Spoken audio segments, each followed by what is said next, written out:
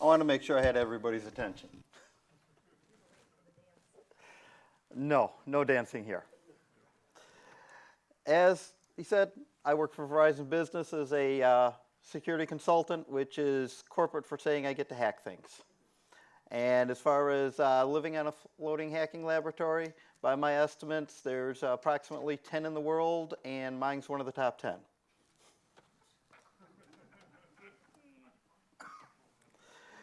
Okay, as you see here, I have some certifications. I don't bank a lot on certifications themselves because there's too many certification mills out there where you can go walk into a class and learn enough to be able to pass the exam and still not understand the content. So as you see, I've got the few. You know, everybody has to have the CISP in this industry. Now, I'm going to start with the basics, and it's what you may not know and you may not understand. Now, first off, who the hell are you? Do you really know yourself? You know, you've been around on this earth, what, 20, 30 more years, depending on each one of you, your particular age? But how well do you actually know yourself? What do other people really think of you? Not what they may say being nice, but how they feel about you and the way you portray yourself. One of the ways to better actually understand who you are is to take personality assessments. Now, you know, they're not going to tell you you're going to be a millionaire in 5 years or anything like that. Don't go to somebody that's going to read your palm. But as an example is the Briggs-Myers. When I took the Briggs-Myers test many years ago, I was an INTJ. I knew I was an introvert. That was obvious. But intuitive? No, I was a logical person. I would sit there and go, step 1, step 2, step 3. When I started thinking about it, it's like, well, yeah, I start step 1, step 2, but sometimes it's like, oh, wait a minute, if I try this, and I realized that I would jump ahead several steps. And it's not because I'm some, you know, weird freak that has somebody whispering in my ear or anything like that. It's because your subconscious can process things in ways that you're not aware of, and if you can tune into that, it can be helpful. But my real point here was not so much about being intuitive, but it was my perception of myself was wrong. And that helped me understand myself better. Another one is the DISC, dominant, influence, conscientious, or steady. I took that test, and I ended up scoring very high on dominance, which led me to start believing the fact that some people would call me domineering and pushy.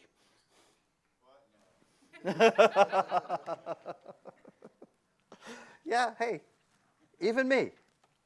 I don't know, you know, I don't know what else I will end up finding out about myself over the years that I didn't realize, but I'm sure there's more that I don't realize, and I'm just trying to do the best I can. So you need to know who you are. Now, we've been civilized forever, guys, right? All my life. But if we take a look at how long, as an example, life has been on the earth, if we put that in a 1-year scale, we've had civilization for about 72 minutes. Now, but I don't have much in common with amoeba, at least I think I don't. Now, let's talk about primates. If you take from when primates appeared to today, compared to a year, about half a day we've had civilization. If you go to when the genus Homo came about, you know, a little over half a month that we've had civilization. Now, since Homo sapiens appeared, once again on the 1-year scale, we've had civilization for about a month. If you believe in evolution, do you really think that we've changed from what we were before we had civilization in any basic, meaningful way?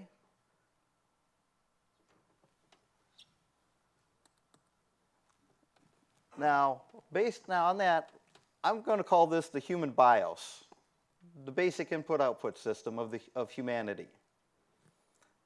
But it's basically our emotions. Whereas we tend to downplay emotions. Oh, that's crazy. You're feeling funny? No, there's no reason you should do that. Or any number of things. Well, we have an innate fear as children of what we would call a bug, spider, or something crawling, or a snake. Why do we have that? Well, if you've never seen that crawling thing or that snake, you don't know whether or not it's poisonous. Because we have an innate fear, we learned not to touch them or pick them up and possibly get stung or bitten and die of being poisoned. Everybody talks about the fight or flight reflex. In reality, it's a 3-stage. Freeze.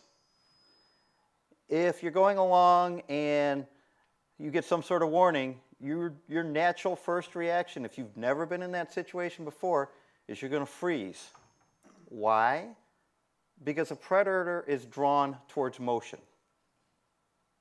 You're going to freeze. If you realize, well, you froze, but he's already smelled you and he's coming at you, you're not going to try to fight off a saber-toothed tiger with your bare hands, or even if you got a club. You're going to run. You get cornered, well, then you're going to have to fight. Now, what does this have to do with managing your career? You need to understand yourselves and to understand people. When it comes to your attitude and what you're feeling, it basically comes down to a couple of major points, up and down. If your friend is sad, oh, you're looking down today. If somebody's doing something good, you're going to give them a high five or give them a thumbs up. And it boils down to, if you're sad or unhappy, your shoulders may be slumped, and you may be looking down and looking kind of depressed, your face is long. We can pick up on that. You know when somebody's feeling sad when you walk up and look to them. If somebody's happy, they're going, hey, look, I won, I did this. That's positive. That's up. And it's simplifying it.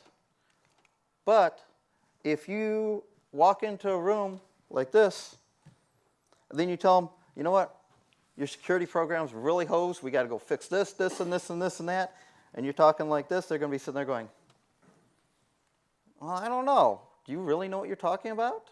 Even if they don't say it out loud. If you walk in, standing up, shoulders back, head up. Hey, you know what? I see we've got a problem here, and there's this, this, and that, and all that stuff. They're going to respond much more positively to that. And on top of that, not only when you're standing tall and talking to somebody and acting confident, you get the feedback from them because they're like, oh, you must know what he's talking about. Or at least he must believe he knows what he's talking about.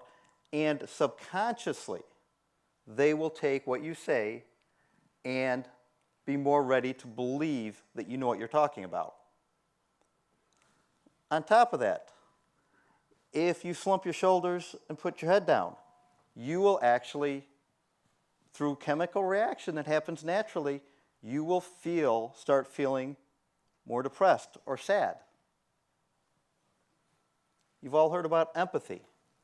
When you walk up to a friend that's feeling sad, you're going to kind of mirror him a little bit or her a little bit, and you're going to go, oh, whoa, is everything okay? Sorry. And that's another feedback. That what you're doing is between them, not only what you do between people, but your own self. If you're standing up and you're standing tall, you're going to sound more confident because your body's going to say, okay, I adapt this posture because I am more confident. By adapting the posture, even if you're not feeling that confident, you will actually change your attitude to a certain degree. Now, you're not going to be able to stand up and tall and walk up to somebody and tell them some BS because we do have some filters. But by presenting yourself in a better manner, you're going to get much further. Do you want to go into a meeting trying to explain how to get something done and it's an hour-long meeting? Do you want to spend that hour trying to get them to think that you know what you're talking about? Or would you rather go in presenting yourself as somebody who knows what they're talking about and spend most of that hour explaining how to take care of things? That also goes for if you are actually going in there and you're looking for a raise or going to get a job. They're going to value you more by the way you look. Now we're going to talk about building your character. Now, that doesn't mean you're going to change who you are. There are certain aspects of you that will never change. But, and I got ahead of myself, I see here. I'm up to the slide I was talking about. Sorry about that. So, what are we going to do about this? We're going to build your character. And the basic theme is going to be pwn the frame. You want to own that situation. By the frame, I mean the frame of reference. You're going to want that frame to be that you are a competent person who knows what they're talking about, or you're a competent person that they want to hire for a consulting gig, or hire as an employee. And that's what you want to do. You want to do that. Now, I think I've alluded to this. Your first impressions. You give a first impression to everybody you meet the first time you meet them. It doesn't happen up here. They don't look at you and say, oh, I don't know if I don't trust this guy up here.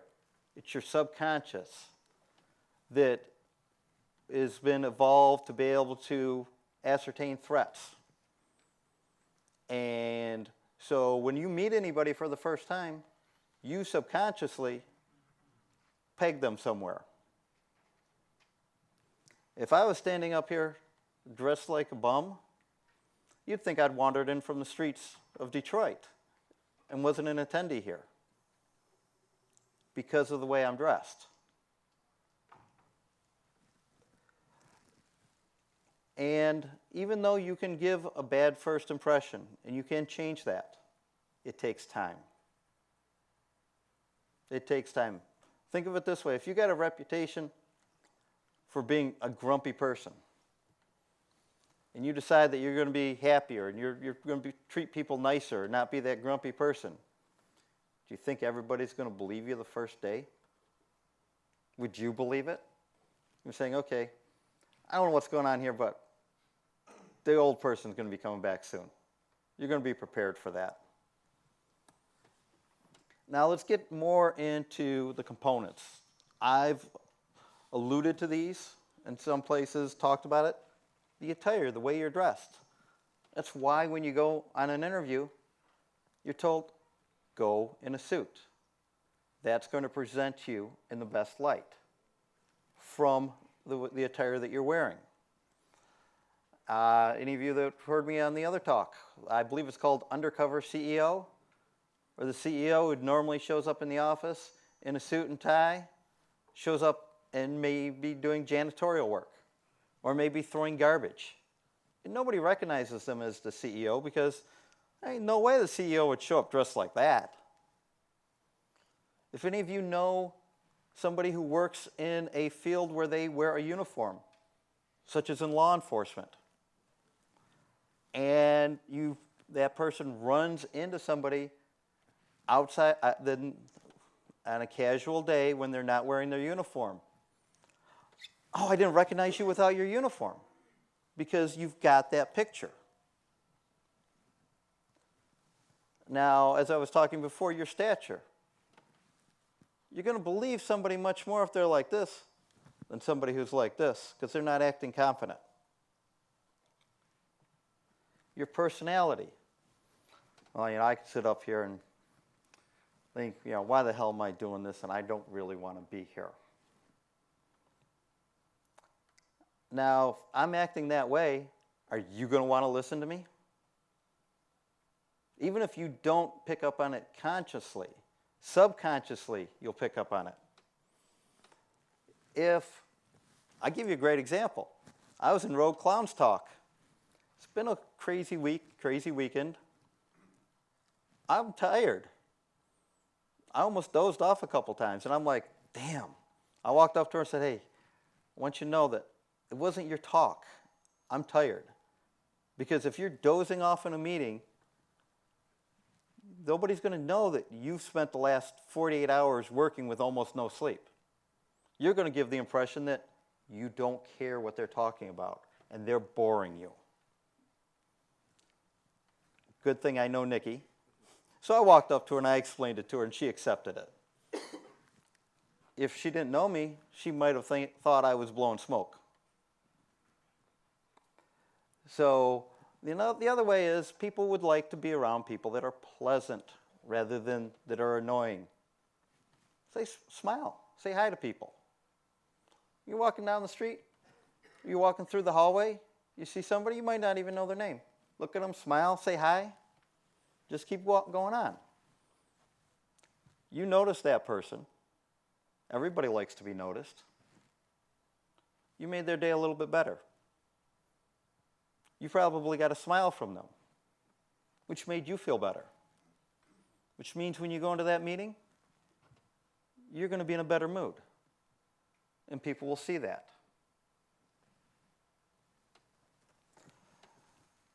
And when you're happy, you're going to be showing more energy. That's that up. Hey, how you doing, guys? I got energy here, and I want you to be here with me. That's going to keep the attention of the person you're talking to. But at the same time, you don't want to be going spastic, because nobody can stand that because they don't know what you're going to be doing next. You want to have energy, but you want to be steady and calm. If it sounds like you're scared, or you're acting like, oh my God, I'm up here and I'm not used to talking to people, and I'm kind of scared, you're going to feel that. You're going to be able to tell that. It's going to impact your credibility. Doesn't matter if you're the smartest person on that subject, if you're the subject matter expert that knows it inside and outside, they're going to have a harder time believing you because you're not acting like you know what you're talking about.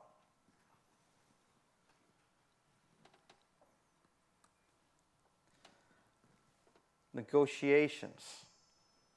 Doesn't matter what you do, whether you're a consultant, whether you're an employee, whether you're going in there looking for a raise, you're looking to pitch a new design for the website, you're looking to do an update to the infrastructure, whatever it is, even if it's not formally called negotiation, you're negotiating. You got an idea, or you want to sell your services, or you need a raise because it's expensive to live and gas is going up, and you want to be able to afford to be able to drive to work and put food on the table. Or you just want to be able to have some money that you can go out to see a movie once in a while. Whatever it is, you need to have some basic skills in negotiation.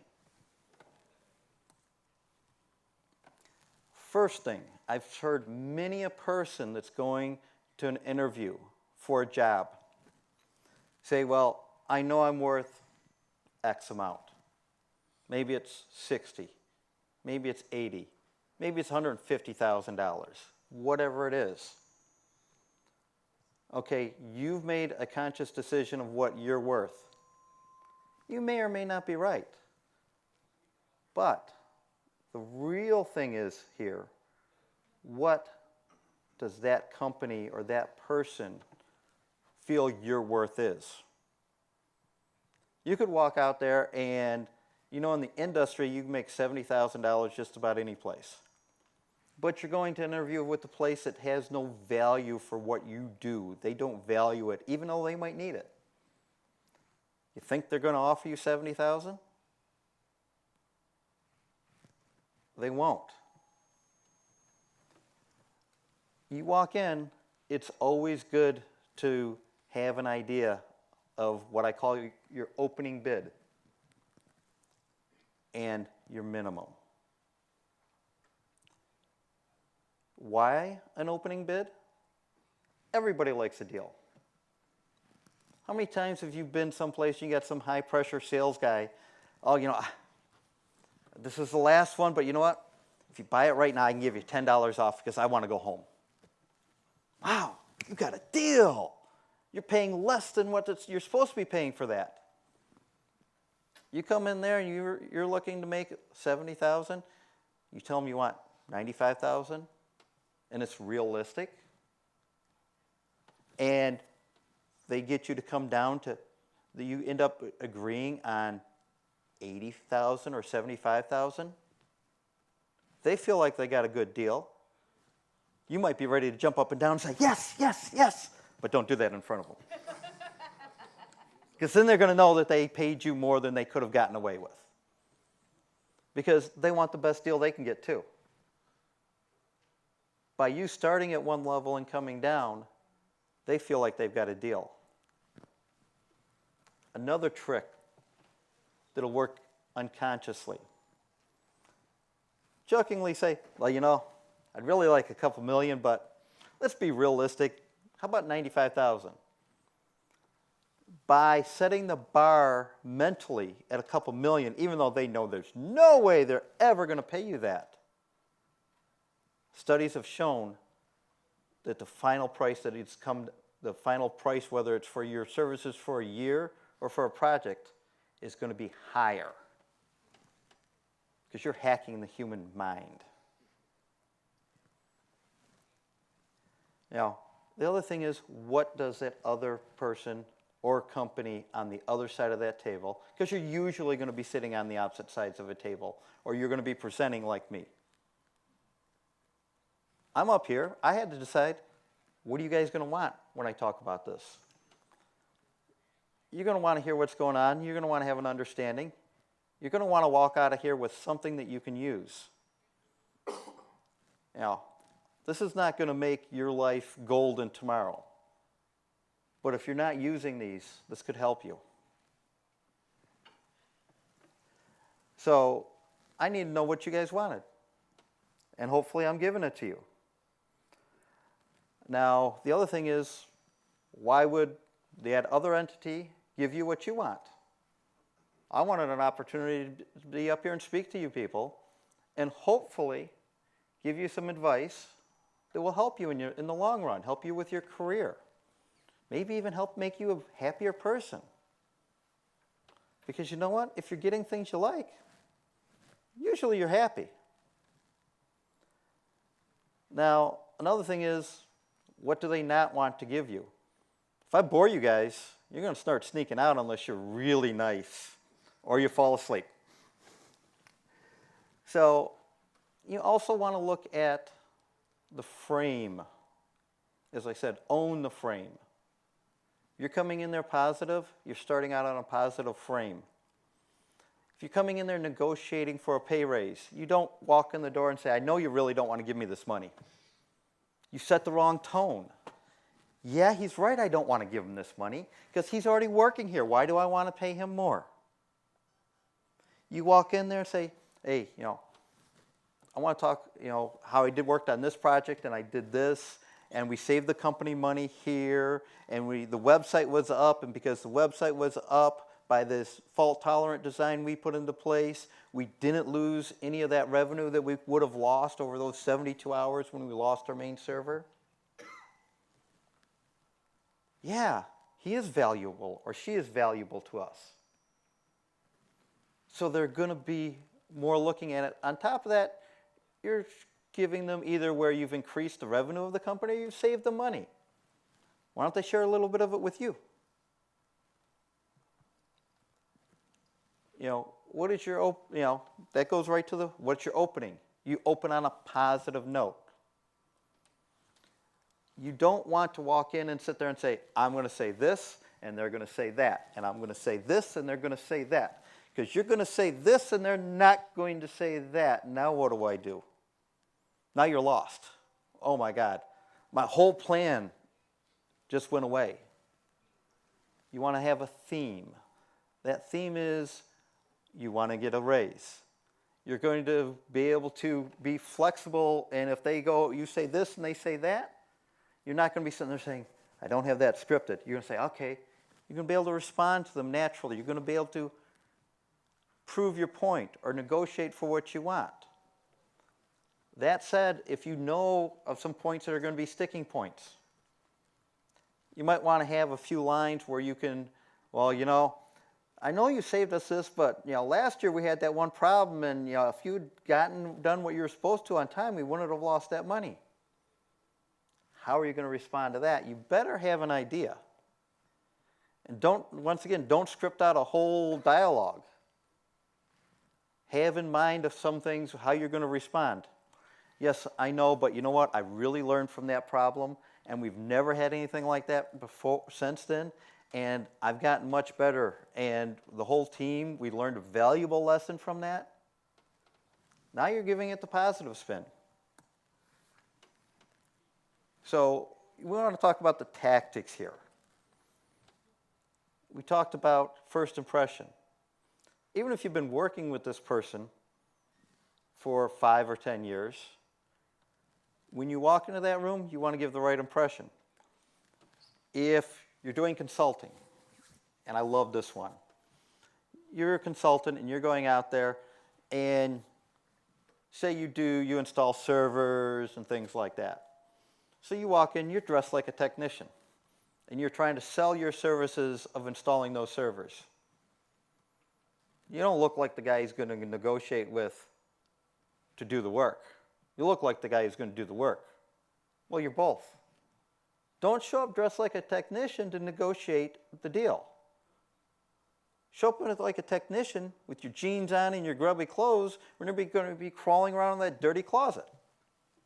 But don't show up that way when you're negotiating. Once again, your presence. You want to be relaxed. You don't want to be nervous. If somebody's nervous, well, what are they nervous about? Are you really going to pay attention to me? Do you really want to be here? I hope I'm doing a good job of trying to vary the way I'm projecting so that you can see, not only hear what I'm telling you, but kind of see how I'm changing, and your impression of me is changing. If that's working, then I'm hoping I'm getting the idea across. Anytime you go in, like I said, no scripting. You're dynamic. You're adjusting. You're moving back and forth. You're answering their questions. They may go off on a tangent you weren't expecting. As long as you know your material, you're going to be able to respond, even if it's like, well, you know what? That's not something that we've had to deal with before. Your situation is kind of unique here. But let me take that back to the office and do a little bit of research or see if somebody else has been in that situation.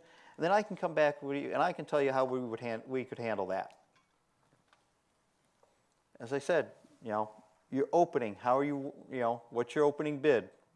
What's that $2 million joking tag that you're throwing out there to kind of bring them up? And if you're going in to work for somebody, I'm going to give you $100,000 to do this job. You might be saying, yeah, man, you know what? I'm only making 85 right now. This is going to be wonderful. And you accept that, and then you find out there's no paid time off. There's no medical benefits. There is no option for you except, if you want to go to a conference, except to pay for the conference, take unpaid time off, and go there.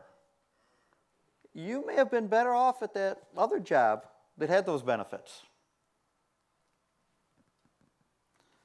So you want to ask about the total package. If you're not sure you want to accept something, it's always a good option to say, well, what's the total package here? Are there any vacation days, any sick days? You know, what if I want to go to a conference? What about training? Do you have a training budget? You know, you just want to negotiate those things.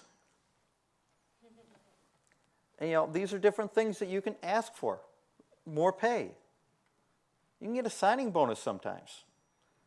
I don't know how common these are nowadays, but if you're looking for more money and they don't want to pay you more, they might be willing to give you a signing bonus to get you to start, because that's a one-shot deal. And it may be worth your while to take it. Don't take it and leave, because most of them have 6, 9, or 1 year contractual obligations. If you take it and you leave before then, you owe them the money back. Pay time off. A good one is, oh yeah, you know, I really want to come here, but you know, next week I'm going to B-Sides Detroit, and I won't have any vacation time or any holiday time then, and I don't want to lose some money. Well, you know what? I can give you that day off.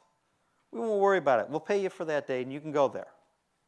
It's not standard, but they want you to come work for them, and they're willing to give you that little bit to start. Yeah, oh, yeah, I'm interested, but I want training. Maybe you want a specific training that's coming up.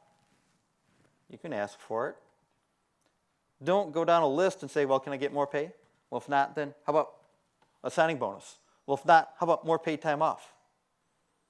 Because they're going to get tired of you asking those questions. You want to know what you want and be able to ask for it.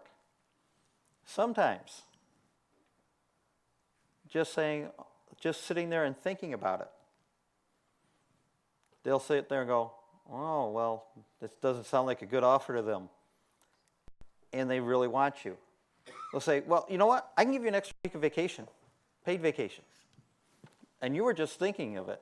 Or maybe they wanted you to start tomorrow, and you're going to give 2 weeks' notice. Because, well, 2 weeks' notice is not a legal requirement.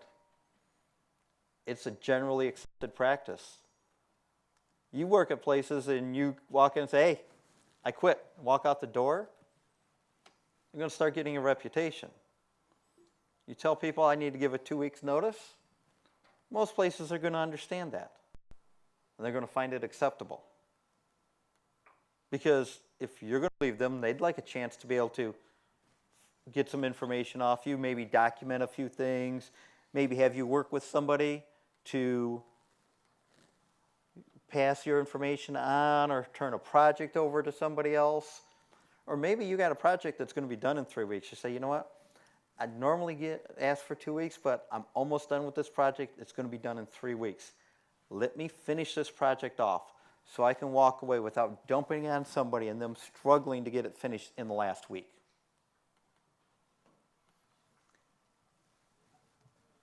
Now, you notice in writing, it's in different color. You can agree to anything. And then they come back and say, I don't remember that, which they may legitimately not remember. You may be at a big company and interviewing manager says, I'll give you this.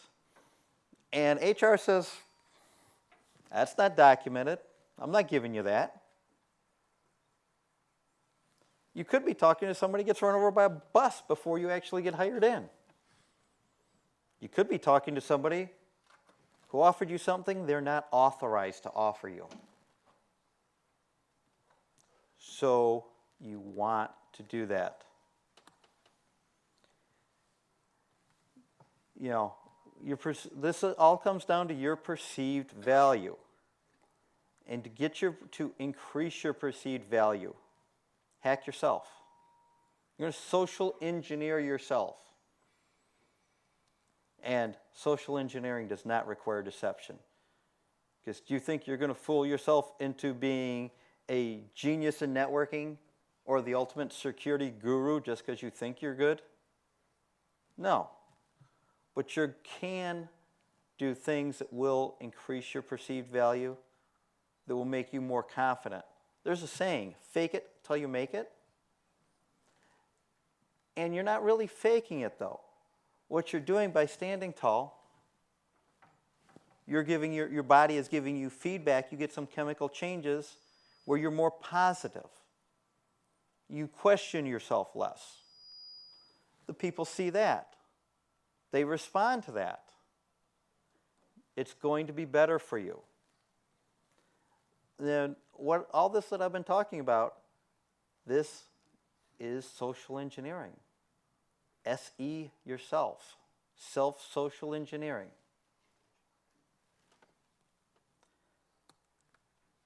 Now, graphics that I had in here, that's done by Digipy. Guy is fantastic, brilliant, and that's his website. The music that I started playing, that's dual core. He does stuff, hacking, gaming, computers. You might find it interesting. And my bio photo, that's done by this gentleman here. I recommend him. He's local. Are there any questions, any comments? Well, you're at Verizon, correct? Correct. Now, your HR department, like most HR departments, like the previous talk was saying, they'll list out skills which, for that job, basically may not be used. So if you're going to an interview, are you supposed to be ultra truthful, say, here's my skill set? Or are you supposed to go in there and basically tell, well, yeah, I can do all this, but basically you really can't do all that. But in a sense, HR says that's what you need. You know, that's what the old dilemma of they want everything right, but the kitchen sink. God plus the Lord plus Galactus and plus everything else. Yes. Yeah, you've hit a difficult situation. Everybody would like to have somebody with 5 years experience that's worked with every product that they've ever used and have in that environment. You want to lie? Who was it at Yahoo that just got bounced out? Most companies will fire you for lying. You tell them you can do all these things and you go in there and you can't? How long do you think you're actually going to be working there? You go in there, you let them know what you do know, what you can do, and if you're very good at picking things up quick, tell them, you know what? Hey, you know what? I don't know that, but I'm very good at learning things. I'm mainly self-taught, a little bit of training here. I can get this figured out. Or, well, you can sit there and say, well, I'm not really sure about that, but is this X or that? Or do you mean this? And show them that you can think about it and that you can grow into some of these pieces. Because you're never going to find somebody that's perfect. And especially with a lot of these places, they'll put out the laundry list. And they'll put required on that laundry list. If you get in for that interview and you start talking with the person and they believe you and they believe that you can do it because you're acting confident and you're dressing well and you're articulating yourself. Slang is a good thing to avoid when you're in an interview, by the way. You are going to have a better chance of getting that position. But, there's going to be some places you're going to walk into and they're, we have to have this. Not done. As I said before, I'm not a big fan of certs, but I got a CISP. Why? Because there's very few people that have the skills and the notoriety or the fame to get a job in security without that. And it's not me. You guys here listening to me talk about careers, so I'm guessing probably not many people out there have that reputation to be able to bypass the CISP. Did I answer your question? Anybody else?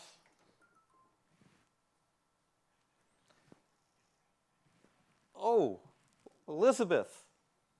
Since we're talking about careers, don't you have a website related to that?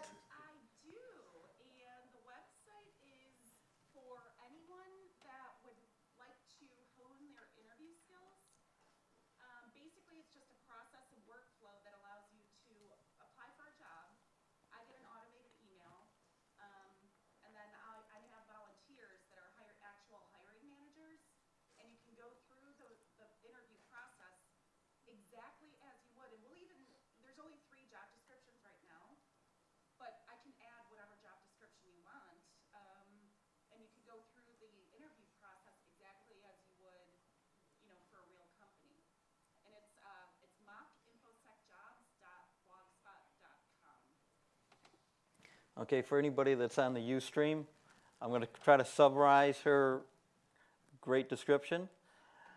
Elizabeth and a few others, correct, Elizabeth? Correct. Have set up a website that you can go to, and it will give you the opportunity to go through an interview process as if you were going for a regular job. The website is mockinfosecjobs.blogspot.com. There's currently only 3 positions there, but they can add additional positions. If I understood correctly, if somebody has a job type that they're looking for and can find a description, you'll be willing to put it out there and have somebody give them an interview based on that, correct? That is correct. Well, I either did a good job, I bored you, but that's all I got, guys.